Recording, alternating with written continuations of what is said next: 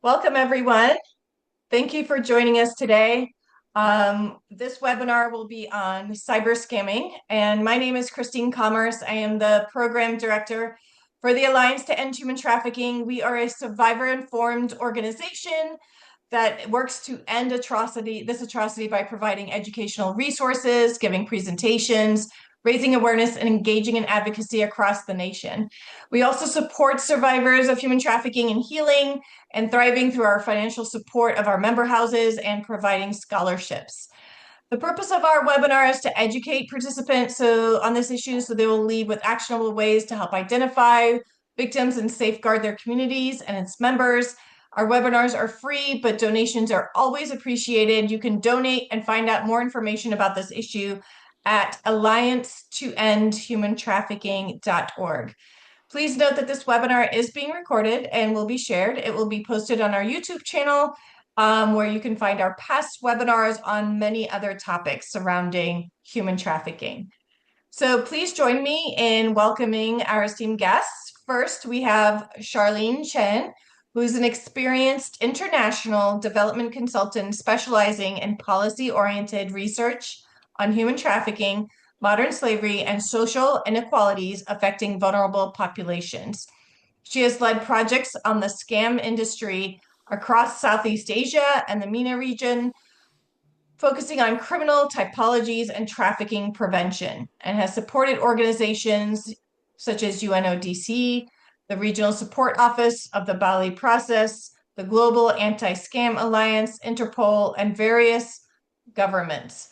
Drawing on her interdisciplinary background in international conflict and migration policy, she collaborates with governments, international organizations, and civil society to address modern slavery through a social and political lens. Next, we have Kristen Jean Rosella. She is currently the executive director of Lex Collective, a global coalition of legal minds working on interconnected human rights issues. She has over 15 years of domestic and international litigation experience, including in international criminal law, financial crimes, human trafficking, and child sexual exploitation and abuse. She represents Sudanese victims in a landmark case in France against a French bank for alleged financial crimes and complicity in the Darfur genocide.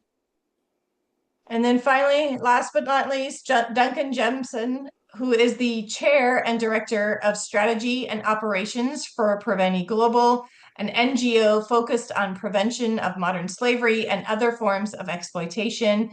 And he is the secretary of the IF20 Human Trafficking Working Group.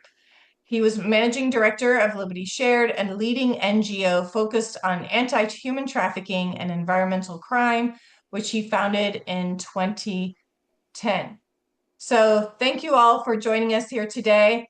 This is a very interesting topic, I think, something that maybe some of us have already experienced in some way or form. I know I've fallen victim sometimes to some of those texts where I'm replying in a hurry and I realize, no, I didn't just give them my credit card information or access to my account. And and I know like it's happening in a lot of different venues, whether it's on dating sites and so forth. I know my sister's been solicited. And it's not only affecting just individuals, but we're talking about highly educated individuals who are working in the financial industry and so forth that is losing billions of dollars. What we may not realize is that while there may be victims here of cyber crimes, there's also, it's kind of a double-edged sword, right? Where there's victims on the other side of this as well, who are being forced to do these cyber crimes. So with that, I'm going to go ahead and hand it over to Charlene, who's going to share a little bit more about this topic. Thank you very much, Christine, for the introduction, and hi, everyone. I'm going to share my screen. So can everyone see my screen now? Yes. Okay, perfect. So hi, everyone. Hi again. My name is Charlene Chen. I'm the Deputy Director at Humanity Research Consultancy. It's really my pleasure to be here to have this conversation with everyone today. So just a little brief of about what I'm covering today. First of all, I'm going to go through the general definition and impact of cyber slavery. Next, I'm going to go deeper into the operation of the Cyber Scam Center. Next, the recruitment of the trafficking victims, who are actually the scammers that are working in the scam industry. And then some common fraud typologies. And finally, I'm going to share a few practical actions for every one of us, including myself, to take. So before we get started, let's take a look at how cyber scam or cyber slavery had impact the entire world. So in 2024, according to Global Anti-Scam Alliance, GASA, consumers worldwide have lost an estimated 442 billion to scam. And according to The Guardian, at the end of last year, in 2023, in Myanmar, there are estimated 120,000 workers. And along the cyber scam industry, they made $15.3 billion, which is about 23% of the GDP of Myanmar. And an even more shocking number we could see in also Cambodia and Laos. So this is the scale of the scam industry, and this is how many people or how large this industry is that are actually harming the entire world. So what exactly is cyber slavery? So, cyber slavery is a form of forced criminality. It's also a form of involving human trafficking. So, according to UNODC, trafficking for forced criminality could be understood as trafficking for the purpose of exploitation of victims through forcing or otherwise compelling them into committing criminal acts for economic growth. And let's take a look at an example of what a cyber scam victim could look like. So a lot of these victims, they start off as a job seeker. They may be looking jobs online, looking for jobs overseas, and they're being recruited into the scam industry as job seekers through job scams. Then these job seekers would be turned into victims of trafficking or forced criminality or both in the scam center.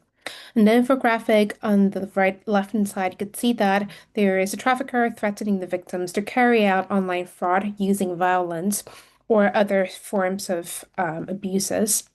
And these victims being held up in the cyber scams compound, they will be conducting common types of crime, including romance scams, investment scams, or using the fake crypto trading platform, etc. They will be engaging these kind of scam activities and then scamming the victims from outside of the scam compound or even abroad. So let's take a look at how does the scam industry work and what kind of elements really support the ecosystem to run smoothly. So first of all, we need information technology and internet access, which include social media and communication platforms to enable these scams to happen. Next, the people required to undertake scam. This include the victims, the scammers, and experienced criminals. Next, the management and operation of these scam centers, including the buildings, facilities, also monitoring of the work. And finally, the criminals need a safe avenue to move their proceeds to overseas to actually let them have the money in their personal account, which is where money laundering comes in. So in the scam compound, this is an example shared by a survivor. When he used to work as a scammer, also a trafficking victim in the scam compound, there were one person monitoring the entire scam company. Next, above him, there were also 11 managers managing team leaders, providing training to all of the scammers. And next, 38 team leaders, where these team leaders would be supporting the scammers to learn new techniques, discipline these new scammers, and also helping them track all of the scam targets. Where 244 people, including scammers and victims, they're the one who are actually conducting all of the scam activities online, scamming people, um, having fake personnel and profiles on TikTok or um, social media or other dating apps to find their scam targets. These are the pictures that I took in Cambodia. These two are real scam compounds. As you could see, on the left-hand side of the balconies and windows are being barred. And around the right-hand side, above the wall, there are broken glass bottles. These are all tactics to prevent victims from escaping from the scam and compound. And next, these are pictures provided by the survivors. On the left-hand side, it's a common office setting, and at the back of the room, you can see that all of the windows are also being barred. And on the right-hand side, it's a common dormitory you can see in the scam compound. And again, all of the windows are being barred. So next, let's move on to the recruitment of victims. So we can see quite a lot of these WhatsApp messages are circulating around the world where there are lucrative job advertisements. There are also similar job ads on Facebook and other platforms. Telegram is also another common platform being used by the criminals to recruit scammers, recruit victims, posting job ad that are actually fake job ads, and also selling, trafficking people.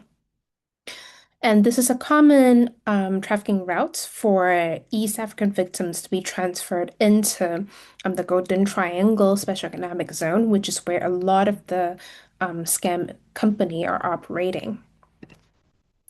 Next, let's look at a few common fraud typology. The first is the romance scam. A lot of you might be quite familiar with this kind of typology. Basically, we call it I love you, let's earn big money together.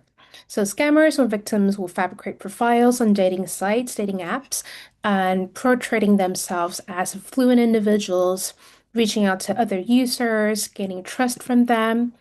And then they're going to transit their conversation onto WhatsApp or Telegram, and introducing lucrative investments. On WhatsApp and Telegram, the conversation could be more secured and less being monitored. And next, scamming victims will basically be convinced to make investment and lose all of their money. Next, we also have investment scam, where the scammer would use a very common tactic called 养号, where they will purchase real name WeChat accounts and create fake personals. They will act as salesmen and entice victims to connect with them and provide insider information about investments. And again, victims will be enticed into investing on fake crypto platform through their salesmen and lose all of their money. There are also quite a few other common frauds that are circulating around the world. Um, because of the time, I can't go through all of them, but this is a list of different indicators and parameters for people to protect themselves and also help the victims or potential victims to identify what kind of fraud or what kind of scam they may be encountering. For example, for a psychological mechanism, they're embracing opportunities, avoiding threats or a fee for necessities, and each of these different variations or execution of fraud would potentially go into a different avenue of fraud or scam. So finally, what can we do to combat these crimes? So as an individual, all of us could support NGO or government initiatives that support the victims to gain access to support services, legal protection, and reducing of the barriers for victims to get system and reducing the risk for them to be re-trafficked. And also integrate lived experience expertise by collaborating with survivors to better identify common scammer profiles, characteristics, and tactics. And finally, share. We need to really promote knowledge sharing, share the knowledge that we know, share the news that we saw online, share it with all of the people around us to make sure that everyone around us are aware of what's going on out there. And that's everything from my side. Thank you very much. And yeah, if you have any questions, please feel free to reach out. Thank you.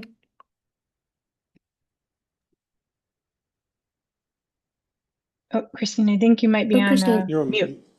Sorry. Thank you so much, Charlene. Next, we'll hand it over to Kristen, and she'll share her screen. Can you see that? Yes. Okay. Hi everyone. It's really nice to speak with you today and share this webinar with Christine and Duncan and Charlene. I'm going to take some of the points that Charlene mentioned and do a little bit of a deeper dive and focus a bit on the business side and the illicit financial flows that are coming from the cyber scams and human trafficking compounds in Southeast Asia. And I'm going to use the business side to also emphasize some of the challenges that we're facing as NGOs, as governments, as others who are trying to combat this crisis because it is extremely complex. And I think two of the things that make it so complex are one, the amount of money that's involved here, and you have the illicit financial flows that are actually also interacting with the legitimate financial system at this stage. And you have two layers of victims or survivors. You have the scam victims and survivors, and you have the trafficking victims and survivors. And this dual victim interaction makes investigations really complicated. It makes accountability complicated, and that's what we'll talk about a bit here today. So to start, here I think Charlene did a great job of providing some specific examples. And so this slide just takes a step back and summarizes the different players that are in the business of the cyber scam compounds. And you can see here that these players, these industries and types of companies range from organized crime groups to legitimate businesses like social media companies, communication platforms, banks, travel agencies. All of these actors may or may not know what their services are being used for, but they are playing a critical role in facilitating the human trafficking and the basket of crimes that happen around the human trafficking. Profit is really one of the driving factors in this so-called business. Most of you probably know that human trafficking alone is one of the most profitable crimes, criminal businesses globally. This crisis that we're facing in Southeast Asia and really globally at this point is human trafficking on steroids. It's not just about the trafficking. There's money laundering. There's the cyber fraud. There's a range of criminal activities, torture, abuse, sexual exploitation, etc., that are happening at these compounds that are making the investigations and the potential solutions to solving this crisis more complicated. It's not something we haven't seen before, but it is at a level and a profitability level that we haven't necessarily seen before. Charlene put up some great numbers at the beginning, and just to recap those, and again, to give you a sort of sense, how much money are we talking about? What types of profits are we talking about here? The FBI and the FTC in the US have reported that scam victims in the US alone are losing billions, over 10 billion. And the numbers are increasing sharply since 2024. The compounds that Charlene was showing you in her presentation in Myanmar, Laos, Cambodia, they're allegedly earning together $44 billion a year, according to the US Institute of Peace. Cambodia alone, as you saw on Charlene's slide, is exceeding 12 billion, which is a large part of its GDP. And this calculation is coming from, because I like the kind of details of how are these numbers calculated. They're huge, but how did we get there? The Cambodia number in particular is calculated conservatively by the UNODC. It's estimated that about 100,000 people at least are trapped in these compounds, so are trafficking victims forced to scam other scam victims. And so with a conservative estimate of 100,000 who are allegedly raising on average $350 per person per day, times 365 days a year, because they are forced to work all year with no time off, no pay, then you get to a number that exceeds 12 billion annually. And one more statistic, just a real life example.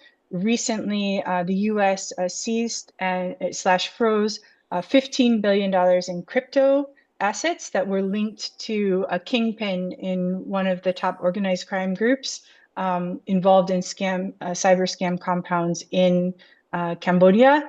And that just gives you a sense of this is the profit, right? This is the crypto assets that were existing after the business, paid all the expenses and moved victims around and everyone who had to be compensated, etc., to make the business run. So these are large, large numbers. Let's just go. I don't know if you'll be able to see this. Yeah, okay. So this is just a little bit more detail on the actual structure of the business inside the compounds and a few flagging a few of the kind of activities that at each level the bad actors are involved in. And Charlene, she touched on this too with a real life example. So I've taken a step back and just extracted and anonymized the information. So in Cambodia, for example, you might have local authorities who are involved in protecting compounds, they're receiving bribes. They protect specifically the compound owners. And those are the people who actually own the property or develop the property, retrofit the buildings to have the barbed wire, to have those bars on the windows that you saw in Charlene's photos. Then the owners, there will be scam company owners that are inside the compounds. And so that's different bad actors often working together. And then those company owners are paying the compound owners essentially rent or dues that come from the illicit profits of the scams and the trafficking. Within the companies, there's managers, again, as you saw in Charlene's slide, and those can be multiple managers depending on how many scams are being run by that company in a particular compound. Across Cambodia alone, there's over 200 different compounds, again, to give you a size of this crisis. The company managers are really the ones tasked with maximizing profits, and they often also the HR, like the human resources within these companies, are the ones that are also allegedly involved in buying and selling laborers or moving trafficking victims between compounds.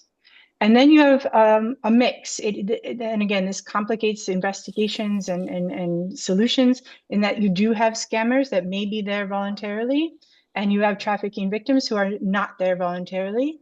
And you may have people who came voluntarily, but become trapped. So it's not an easy, the victim identification and screening process is extremely complex and something that NGOs and law enforcement have been struggling with. This is a more detailed diagram of what Charlene also had on one of her slides, and it just shows you the kind of steps in a particular type of scam, the pig butchering. And it's one of the more popular ones where human trafficking victims are trained for up to a week or more, sometimes given scripts, given specific instructions. Again, goes to show you the organization and structure that's in place here at these compounds and companies. After the training, the human trafficking victims are forced to commence the work. They build multiple personalities online. They're often provided target lists or forced to research targets to scam, and they collect biographical data, financial, health information, etc., to try to identify the vulnerabilities of the potential scam victims. Then they build the relationship, and then crypto is playing a large part. So the investments are often encouraged on via crypto, USDT or Tether, a number of them, but USDT and Tether are popular ones. And once the scam victims are comfortable with the scammers, i.e. the human trafficking victims, they may do small tests, investment tests, where the scam victim might receive some money back in order this builds trust and encourages more investment. Throughout the whole process, the human trafficking victims are forced to guide the scam victim into setting up the crypto account, doing the transfers, teaching them how to purchase cryptocurrency, etc. And then once they're directed to what's usually a fraudulent website or an application, and the bigger investment is made, that's when the human trafficking victim is instructed to disappear, close everything down. They've gotten the win, quote unquote, and move on to the next scam victim. Keeping in mind this person is trapped in a compound facing punishment if they don't meet quotas, if they don't fulfill follow the instructions of the managers, etc. So they're living in really horrendous situations.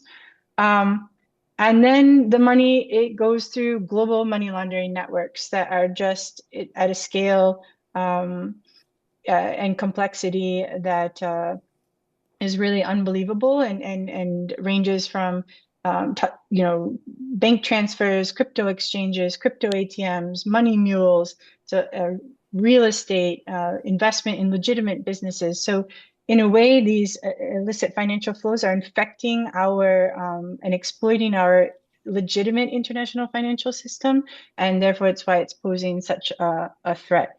I'll stop there because I want to make sure we have plenty of time for Q&A, and pass it over to Duncan. Thank you so much, Kristen. Yeah, and in case you missed it, there was a question. It was, what is pig butchering, for those who may not be familiar? And as Charlotte answered in the chat, it refers to a romance scam in which victims are gradually targeted and groomed. So they are the pig before being financially exploited. So that's the butchering part by criminals. So thank you, Charlene. We will have time at the end for more Q&A. So feel free to put your questions in the Q&A. And with that, we'll hand it over to Duncan. Thank you very much, Christine. Welcome, everybody, and nice to meet you all. I'll just share a couple of pictures I've just pulled up. And so what I wanted to do was step back a bit and think, okay, this is obviously the latest version of the brutality of exploitation. And what's important, I think, when you're stepping back is to say, is this yet another completely new model of exploitation and brutality? And of course, all of the elements put together in this formula definitely are something new for society to have to respond to.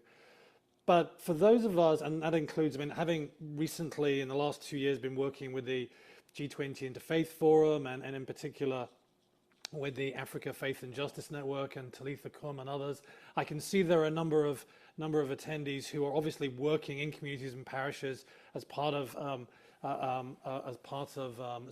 networks of groups of sisters.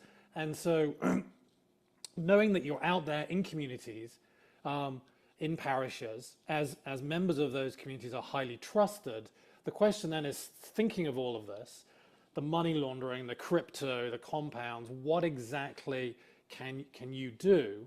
But exactly also, how should we think about this? How should we contextualize this in yet another version of exploitation of humanity by other human beings? And the first thing I think is that we sit down and we think, how did this happen and we not notice this, right? These people, you can see from this picture from The Guardian, these compounds, and then also in Charlene's, they took over large buildings, they built new buildings without anybody seemingly who is working on anti-trafficking like myself, really saying, oh wow, what is happening? These people are buying cement, they are building, design buildings for this purpose, and that's a significant amount of infrastructural work in order to exploit these human beings and then commit fraud elsewhere in the world. And we can see from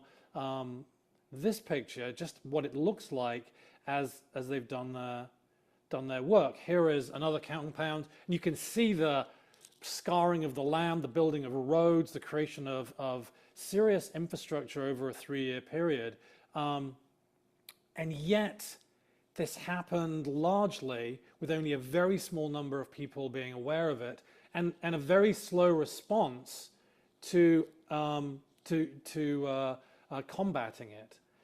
They're not fools, let's face it, and that's unfortunate. They know that they can work in countries where there is a highly authoritarian government. They, by providing finance, by providing corruption, they can, even before they've started scamming anybody, they can build. They can take land and they can build. And this is important because those of us who are working in communities and speaking to people, those people on the ground are going to be the first people that will know something pretty serious is happening in my community. It might not be them that are trafficked, that end up working the compound, but they will feel a disruption of their community when buildings are requisitioned, they're being asked to provide fencing, they're being asked to provide building and construction work, and of course organized crime is moving into their town, which, you know, even and as we all know, organized crime spills over constantly into the community in all of the other ways that occur, with sex exploitation, with drugs, with theft, with obviously violence.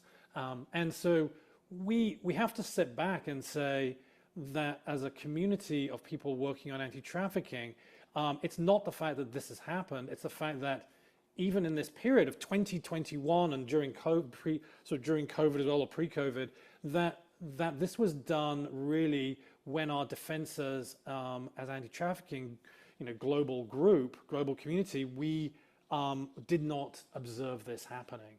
And so we need to sit down and be honest with ourselves and humble and say, what do we need to do to make sure the next version and the next version after that, and who knows what these people have in mind, how will we make sure that we can be much quicker to address this and combat it? Because we sit here, I've known Kristen for quite a long time, and Charlene I've met on and off, but I've known her colleague Mina for a long time, who interned with me years ago. And so what I would say that here, these two people taking this on, and you know, this has been a part of their lives, serious part of their lives, not in the same way for me. I met Christine, she asked me to introduce her to the people who really know about this, and I asked Christine and Charlene straight away. So this is their life and their work. In my experiences, I worked on supply chains and anti-money laundering for banks and so forth 10, 15 years ago. And so we want to make sure that whoever's working in 5 years, in 10 years' time, whatever the iteration of exploitation is that we are a lot quicker to this problem than, as such, is allowed to have, in this case, it's these massive compounds, road building, infrastructure being created, along with huge digital infrastructure. So we need to be, whether it's this or whether it was fishing industry or whether it is organized crime using online sex exploitation, whether it is the exploitation of children online and so forth, we need to be faster to these problems, and we need to listen more and share information more about what people are hearing in their communities. Now, as I've grown to learn in the last couple of years, with those people serving communities of faith, they are much more connected to the community than, say, an individual who works for an NGO who might be there for 2 or 3 years. You are fundamentally, if you're a person of faith, a sister working in the community, you are committed to that community maybe for several decades. That is a situation unlike any NGO worker. It just is very rare for NGO workers to be there for 20 years and know the community in such a profound way. And so as things change in the community, anyone who's there for that duration has knowledge that surpasses anybody else. It is not on the internet. It cannot be scraped or anything. That is, as we'd say, ethnographic knowledge. It is community knowledge. And as we see this movement towards combining digital infrastructure with physical infrastructure and then running things literally as a business, as Charlene showed and Kristen showed from the money side of things, then that will be something that is started to be whispered about in the community. That whispering may take a long time to reach UNODC. In fact, it'll probably take years. and certainly many years before it gets to Interpol, because it's got to go through someone like Charlene and Kristen for them to give it to Interpol. So it's not that there's a sort of a, you know, James Bond character running around gathering this information. That is not what happens. It happens from work on the ground. And so those of you that are working on the ground, that you're committed to your communities, you end up being that first order of understanding and knowledge about what is happening. And in these cases, when such a lot is happening to a community, both physically, socially, and psychologically, it might be that you are the first people to hear the whispers that something is happening. And now what we can expect is something of considerable size. This is the equivalent, obviously, of, you know, a new factory being built, a new mining operation being built, where people are going to be exploited because they're, as Charlene wrote at the beginning, job seeking, are looking for opportunities to reduce their vulnerability to financial precarity, to social precarity, and then also at the moment we understand it in countries that some of us may be like, oh yeah, Myanmar, Cambodia, Laos. These are places, you know, an extreme place, obviously, where this is probably happening, but we'll never get access, is going to be North Korea. But we're never going to know. So we are yet to understand, are these scam compounds in the same degree being created in Western Europe, in the UK, in the US? It's not clear there's a proliferation in the same way, but you can't rule it out, because this is simply a model for extracting wealth, both from exploiting people to get them to do it for nothing, and obviously from the criminality on the other side. So if you're in communities and you're listening out and you're hearing what people are saying, also listen out for information that might be about big changes in their community and you know, changes that we see here, because this is the kind of thing that can happen. I will finish here, so there's time for questions. But that is the importance that I believe many of you who are attending this and listening have in making sure that we can combat this. Thank you so much, Duncan. I really appreciate your insights and your input on this issue. I feel like we're always behind the times, right? Like we've got AI out now, and we're going to be probably paying catch up with that. And I, you know, I remember back in the day, I feel like several years ago, you'd get those emails like, oh, I can give you $1 million if you just, Yeah. you know, I mean, it was pretty easy to there was determine whether it was a scam or not. But now I feel like they're getting more and more, it's a little bit more tricky now. Sometimes they're going to be the old definitely emails becoming. of "I'm a prince" or a Yeah. princess from the, when I'm back in the sort of 90s. I have $1 million in a bank account, but I need $500 to get it out. You can have Right. half of my. Yeah, I mean, these are the old, and then obviously they were physical before that. Yeah, and then there's a propensity, unfortunately, for a proportion of humanity to feel that is, you know, whether that's because they, for their own reasons, are without empathy, or they've been reduced to that situation, or that's a learned behavior that they're unable to detach from. There are going to be people who are going to act in that way. And you know, I did a lot of internal investigation when I was a general counsel. You know, people we work with, I helped, unfortunately, assisted the police in putting away people who are colleagues into prison, because ultimately you feel, well, you know, this person's causing damage and we can't work with them, and they shouldn't be out in society. So yeah, this is just the latest iteration, and who knows what will be next, as you say. So when it comes to some of these scams, what would you say are the most commonly linked to cyber slavery? Is it more of the romance scams, the crypto scams, investment fraud? Do we see a little bit of everything? Does anyone familiar with what are some more of the common types that might be happening as a result of the compounds? I'll take a broad crack at it, but I definitely think the other two should be speaking. I think you have to say, well, what are the elements of a society at that time that are capturing that are going to capture the attention of individuals, and And I think we live, in the last 5, 10 years, obviously online investments, the ability to make online investments is something that suddenly a large number of society can now do that never have been able to make. Most people were financially excluded from the market for a long time. In the last 10, 15 years, and I would say working in that industry, part of that, they're suddenly involved in it. So offering someone who is a retiree an investment product um, over the internet is now, if you did that to the same retiree equivalent person in the 1980s, someone living in a town, they weren't thinking about the stock market. They probably had a 401k, but the idea that someone could do, hey, buy X company, they'd be like, that's not for me. I have my 401k. I'm not going to be buying stock. That's all changed. So the opportunity is because of the social change. I think the same, I would say, with, we're living in an increasingly atomized society, particularly in the West. People are lonely. People are living longer. They are on their own. And it's going to be, as it shakes out, women live longer than men. And people are lonely and they're on their own. So it's natural that for a fraudster, they're going to think there is an opportunity from the social engineering perspective, whether it's in retirement investments or opportunities to make more money or loneliness.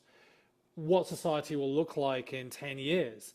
I mean, who dares to kind of predict? But there will be those social aspects, 5 years or 10 years, that fraudsters will be like, oh, this is the thing that is going to be the next thing that we're going to pick them up on. And I think that's what we're going to have to watch out for. Yeah, and that's a good point, right? That's one of the vulnerabilities. So that's where we see that pig butchering come in because people maybe, I was listening to a podcast and she had just gone through a divorce. And it's that whole grooming process that we see in other forms of trafficking. So it's not just one of those, send me $500 and I'll send you $1 million. It's a whole grooming process. They're developing that relationship, right, with that person who they slowly will trust. And maybe they're investing a little bit initially and they're seeing some return. So they trust the person more and then send them more and more. And then they lose their life savings. Charlene, Kristen, did you want to add anything? No, I just want to say, yeah, I think Duncan's right. It's really the range of fraud varies. I think Charlene had a nice slide that listed some of the different types of schemes. Pig butchering and romance scams are one of the more common. But I think one thread that we see through all the scams is crypto. Because it is so new, and for all the reasons Duncan just said, you wouldn't have been able to do transactions so easily cross-border. The human trafficking victims who are forced to be scammers spend a lot of time teaching, and teaching is one way you really build trust. So they teach people about the crypto, which is new to us, to build that trust, to gain that investment, and get the scam victim to take that step. I was actually just telling my parents the other day, I'm so happy that they have such a healthy distrust of things that are online and crypto especially. I mean, not that anything's bad, but it makes me worry about them less because they just automatically think everything, have this healthy distrust, versus if somebody did hold their hand though and teach them how to use it, it would be a totally different scenario, I think. I just see a question too in the chat about India having scam compounds. We've seen a lot of victims of human trafficking coming from India being trapped in the compounds in Southeast Asia, in Cambodia, Myanmar, and Laos. But yeah, Charlene, if you have anything to add, feel free to jump in. Thanks, Christian. Yes, I just want to echo what Duncan and Christian shared. I agree with everything, and all kinds of the different frauds or scam that Christine just mentioned, they're all quite prevalent in the scam industry at the moment.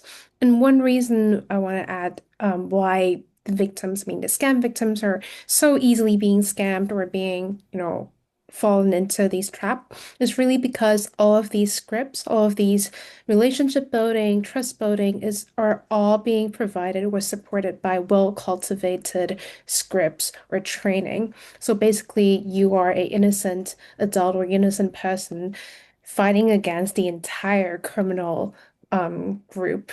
They've got 10, 20, 30 different people reviewing the scripts, testing out these scamming scripts on various different victims on various different platforms. And once they identify one specific tactic or one specific storyline or script that is really, really helpful, really useful in scamming victims, this is what they're going to be duplicating. It's basically a victim supply chain, but also a scam tactic supply chain.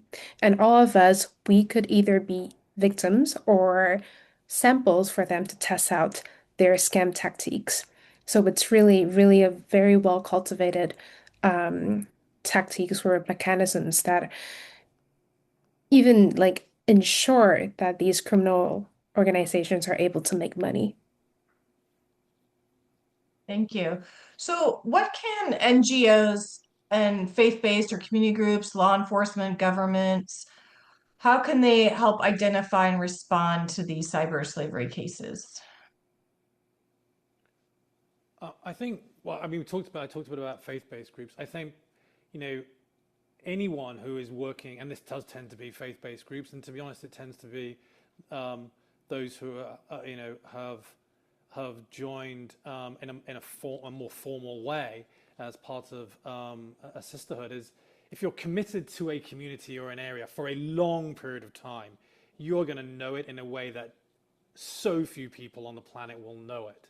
And so changes occurring in that are going to be observed by you and understood by you in a way that no one else is going to do it. I mean, NGO workers, I mean, they are working hard and so forth, but a lot of them are there for a few years. And to be honest, NGO workers also, they're seeking to get a promotion or get a different job or move into a different management area. They're not, few people do outreach for 20 years of their life. So that's gold. It's so important to have. And I think, you know, in my own experience of, say, working with Sisters of Good Shepherd on phishing cases, or been working briefly with the Scalabarinis on phishing as well. You know, having that knowledge, having that commitment, it's currently irreplaceable. So you've got to reconcile and contextualize that is one role for faith-based groups on that side. I think on the NGOs in general, again, it is, you know, NGO community is not great at sharing information, not great at collecting it, recording it, and this is something that I've been banging on about for years now, and sharing it. So we've got to do that. We need to know, once they've built these compounds, once they've got people fenced in, that's very hard to remove them, because, as the question from Marilyn asks, is that when you're talking about what can governments do, in truth, governments can't do very much, because you've got government capture. The government itself is part of the problem of Myanmar, of Cambodia, or Laos, or wherever it might be. And so, you know, what pressure can you bring to bear if you're another government, even if you're just Thailand? I mean, there's Charlene and Christian might know this story better than I, but I think at one point there was a huge fiber optic cable discovered running through Thailand into Cambodia, and basically at the end of it, they just cut the cable, and that removed some of the capacity to do this. They were going to find another way to link it up, but governments could do that. But one government cannot enter into the area of another government's jurisdiction and just act unilaterally. So I think governments are struggling to find out what powers they have, and that might come. But you know, what we can have is better information. We can be more preventative. We can be quicker to respond than we have been. And that's something of all NGOs, but particularly those of faith who are committed to their communities, who are seeing what's happening. And we haven't yet scratched the surface on just how much the actual compounds have proliferated in other parts of the world. There will not be massive concrete buildings sitting in the middle of London. That's obvious. That's not going to happen. But they might be offices. They might be. I mean, this started. And again, the other two might want to correct me, but it started during COVID, when there were old hotels and casinos that were basically empty because there were no guests, and so there's just massive spaces unoccupied, and they moved into those spaces, and of course, as with usual with these things, people adapt. They're like, right, if we're going to, we don't, why use this space when we just build our own space? I mean, that's a classic business decision. And as Charlene described, if I can start to get some traction and sell these things, I'm going to really polish my selling strategy. I'm going to sell the hell out of this. I'm going to market test it. I'm going to do all of the things that businesses do and have been doing for a long time. So, we need to be listening, we need to be recording information, and we need to be sharing it. This is a key thing that we can do as civil society. I'll stop there for the other two. Agree with Duncan. Yep, sorry, go ahead, Christine. No, I was just going to say, it kind of makes me think of the supply and demand issue, right? Though, but like also more of the education that we do and awareness that we raise. Like, if there's no supply, there's no demand. So the more people we educate and don't fall for these types of scams, right, the less lucrative it would be for those other people as well. Just a thought. But go ahead, Definitely. Charlene. Yeah, definitely. And I also agree with Duncan. I'm definitely seeing inadequate information sharing among CSOs, think tanks, and to the INGO level. So sharing information, especially on the survivors, people with lived experience, they have the information about how victims are being trafficked. They know who the criminals are. They actually live with them in the same buildings, work with them, had their WhatsApp number, etc. So people, experts with lived experience are really not really being highlighted enough in the investigation and research of this crime. So for all of the CSO and NGOs or think tanks, INGOs, I really encourage them to engage with more survivors, which I know, Christine, the organization is already doing that. And since Duncan shared quite a few efforts that could be done on the NGO and CSO side, I could share a few on the government side. So for the governments, there are definitely a lot of different divisions. I'm going to share particularly on the foreign affair departments and also the transportation departments. So for the foreign affair department, especially the embassies, they will really need to, for example, let's say the U.S. embassy in Thailand or the Nepalese embassies in Cambodia, they will really need to have people who have understanding of what this crime is. They just need to set up a better referral mechanisms to make sure that the victims of trafficking or victims of scam are able to access information or support, service, or even rescue from their embassy. So we see quite a lot of embassies not having enough resources, either financial resources or actual law enforcement representative at the embassies on the ground to support the victims from their country. Another for the transportation, we see that actually the custom officers or even workers from national airlines, crew members, they're the people who are working at the front line at the border. They're the one who are working on the train, on the plane, which were potentially transferring victims into the third country or into the scam operating country. So if all of these custom officers, workers working at international airports, they could be properly trained, having a better understanding of red flags, indicators of potential victims, potential traffickers, what kind of information to look into when you realize that a person is traveling on his own, first time traveler, a brand new passport, brand new visa, not knowing where he's going, not even sure what he's going, why he's even traveling to Asia. These are the common red flags we should be looking at. And if all of these frontline workers are being trained and provide these information, we could really support the victims to prevent them to be trafficked. I'll stop there.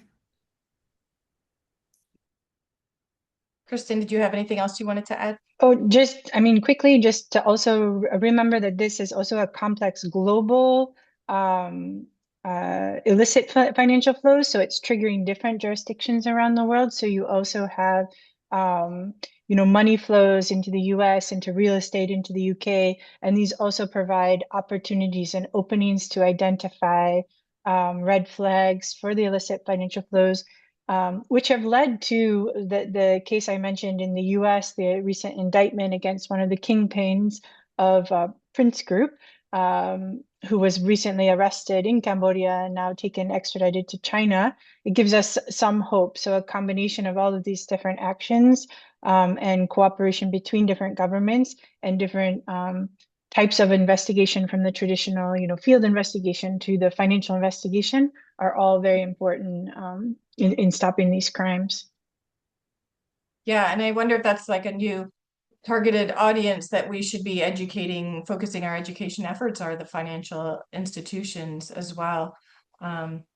So please, we have about 5 minutes. So if anyone has any other questions they would like to ask our guests, please feel free to put it in the Q&A. We're not doing live questions, but you're more than welcome to put your questions in there. And while people are doing that, I'm going to ask, what is one takeaway that you would leave with our audience today on this issue? Either something that they could do within their communities, or from an education standpoint, or from a prevention standpoint. I'll just quickly go. I think, I mean, I've already talked about what people can do, so, but I'll leave you this point, is that in normal trafficking, obviously, most of the time we are sympathetic to the victims, and so there are certain things that cross that. We tend not to think about the victims in terms of nationality, in terms of culture, in terms of ethnicity. One thing that worries me a lot about this cyber scamming thing, and the way that it's conferenced in particular, and the way that it's discussed, is that because there is a victim at the other end as well, and those victims have currently been in wealthier countries, there becomes a focus on the culture and the race and the ethnicity of the scammers. And so if we didn't know they were trafficked, people might become very prejudiced and almost at times discriminatory and racist about, oh, it's these people, it's the Cambodians or the Burmese or whatever. So we need to be super wary that we don't fall into a trap. That's been slightly alleviated because suddenly, oh, they're trafficked too, so they're victims. There's victims at two ends. But I'm very wary that we start to say, oh, they're from here, they're from there, they're like this. And we can start falling into a trap that this becomes about nationality and culture rather than about criminality and about criminal strategy. And that's something that's made me uncomfortable a lot of the time when I end up on calls and like, oh, but it's these people. And it starts to sound a little bit prejudiced. And oftentimes they're talking about people who obviously were victims, but that doesn't matter because they committed these scams. And so that's one thing I would say that I think is a warning, something to be aware of. Thank you. Kristen or Charlene, would you like to go next? I mean, I just would say the awareness building is really key, and it's something that we can all do, something very practical within the communities, especially as Duncan pointed out, if you have really deep connections to your community and trust with the community, on both the typologies of the scams, like how those take place, and also who is on the other end to combat what Duncan's talking about right now. I think that's something really doable, and we can't underestimate the impact of that. It's not exactly measurable, but the raising awareness, the fact that it's on the international stage now, we're 200% ahead of where we were in 2021, 2022, when everything was being discovered and uncovered. And I also share similar to what Christian shared. Again, sharing the information that you know. It could be a piece of news, it could be the link to this webinar, it could be an NGO that takes donation that supports survivors or rescue victims, etc.